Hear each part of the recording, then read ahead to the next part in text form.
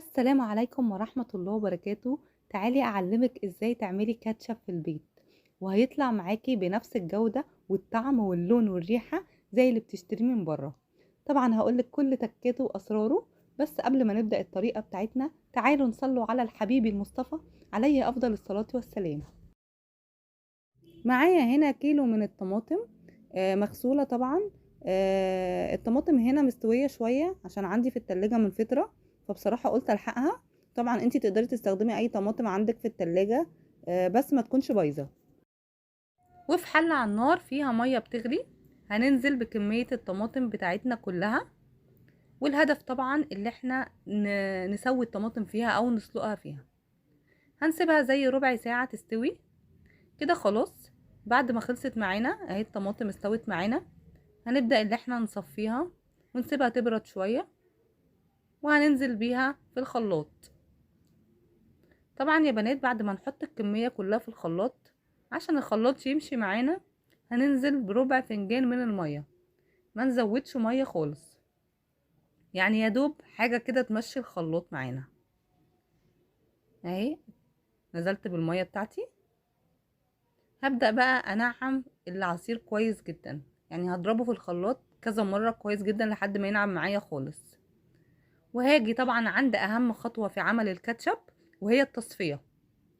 انا هنا بستخدم في تصفية الكاتشب بالزيت بستخدم منخل الدقيق، لانه طبعا هيصفهولي كويس جدا جدا جدا، هيطلعهولي ناعم قوي، يعني حتى بزراية دي مش هتنزل معاه، وده الهدف.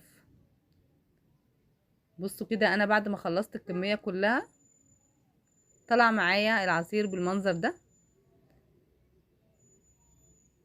بصوا كده يعني تقيل وناعم قوي. نيجي عند اخر خطوة بقى معانا، هننزل بالخليط دوت في النار، حلة على النار كده.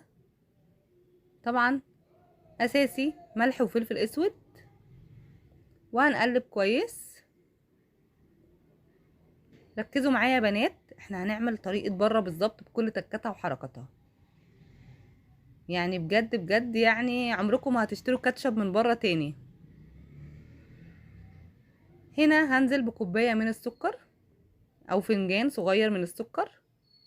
انت عارفة الكاتشب لما بتشتريه من بره بيكون مسكر شوية لان طبعا فيه سكر. اساسي فنجان من الخل، ونقلب كويس جدا.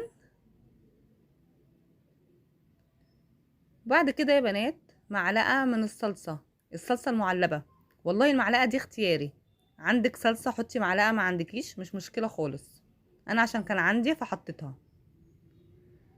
طبعا بعد ما غلى معانا هنوطي عليه وهنسيبه 15 دقيقة يعني يستوي خالص مع بعضه.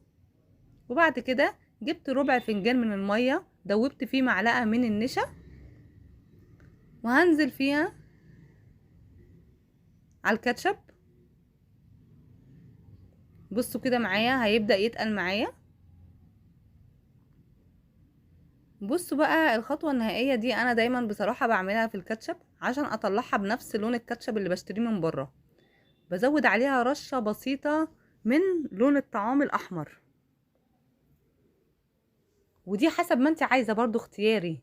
في ناس بتزود يعني ايه رشة بسيطة خالص، في بتزود شوية حسب اللون اللي انت عايزاه. انا بصراحة بحب اطلعها باللون ده، بحس اللي هي قريبة من بتاعت بره بالظبط. بصوا كده خلاص الكاتشب خلص معايا. بصوا الكمية اللي طلعت لي قد ايه يا بنات، بصوا اللون. طبعا هي دلوقتي الكاتشب سخن، لما يبرد معايا هيتقل وهيطلع بنفس الشكل والجودة بتاعت بره.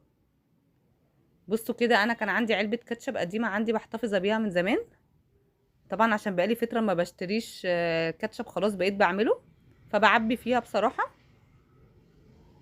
عايزه اقول لكم الولاد ما بيميزوش ابدا، بيستخدموا العلبه دي ما بياخدوش بالهم ابدا ان انا عاملاه في البيت، لان بجد بجد بجد يعني هيطلع كاتشب هاينز اكتر من هاينز نفسه. وانتي تقدري تحتفظي بالكاتشب في اي برطمان فاضي عندك او اي علبه فاضيه. انا هنا كان عندي برطمان فاضي طبعا مغسول كويس ولازم يكون متنشف كويس جدا، ولازم ننزل فيه الكاتشب وهو سخن، وهنقفل العلب دي كويس جدا. بصوا كده الكميه اللي طلعت معايا يعني ب8 علبه من العلب الكاتشب اللي قدامكم دي، عملنا تقريبا 4 اضعاف الكمية. بجد جربوها وادعولي.